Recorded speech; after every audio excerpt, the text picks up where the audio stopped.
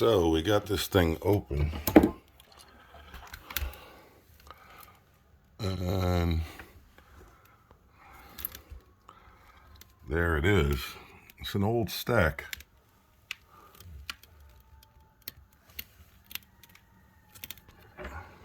It's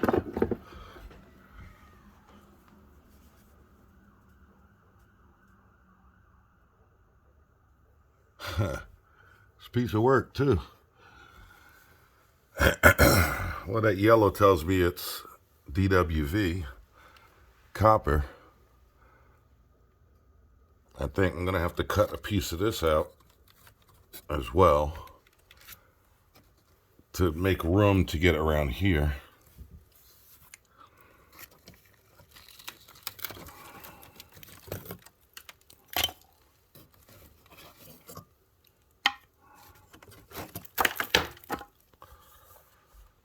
That's about as far as we can go.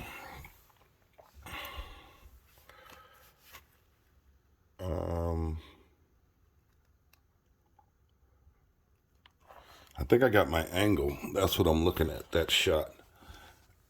There, that gives me enough room for the machine to get in here and cut this off. It's going to be tight. So I can see I need, it looks like a regular 45 and a street to make this jog off. And then over here, it looks like it's going to be a Venel. We'll try a short and a, but we noticed that we're right on the wood, so that's going to be interesting. I can see the flange upstairs. It's a short throw, it's not far. So here, I mean, the whole thing is specialized. There's nothing standard to it. This is an offset that's either going to have to be made with fittings, and this is a short throw on the bend. So, as usual, another crazy job. This cast iron is deteriorating, but it's not rotted through. I can see spots like this. This is a spot where it's actually leaking. But again, leaking so slow, it's evaporating. You really don't want to touch it, because what would happen is you wind up tearing this whole wall out. And that stack, I would imagine, it looks like it's going, oh, it offsets. It goes up, and then it offsets and goes all the way up through the roof, I imagine. It looks like it's going off into that wall somehow. Yeah, it's actually,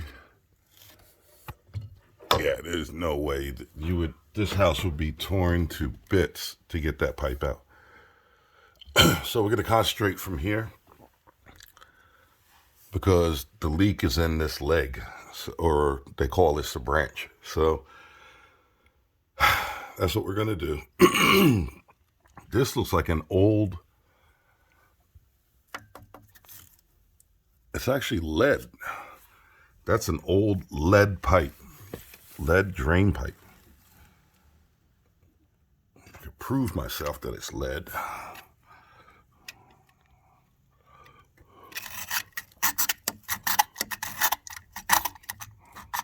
Yep. That's the way they used to do it. Now, I think this house is 1870s or 18 whatever.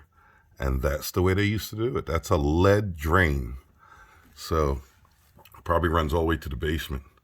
My guess is this cast iron stack, waste stack they call, was probably put in, by the looks of it, the 40s or the 50s. But as I can tell by that bracket right there, it was the first modern plumbing to go in this house. I mean, after the update, usually they had plumbing around the turn of the century.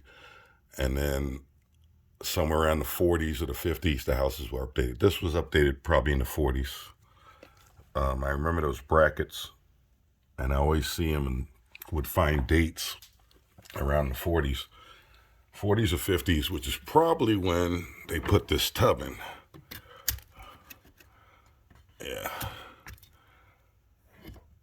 And there you go. Says, yeah, oh, it's a Baltimore. So Baltimore tub, P2287. I'm sorry, P2257.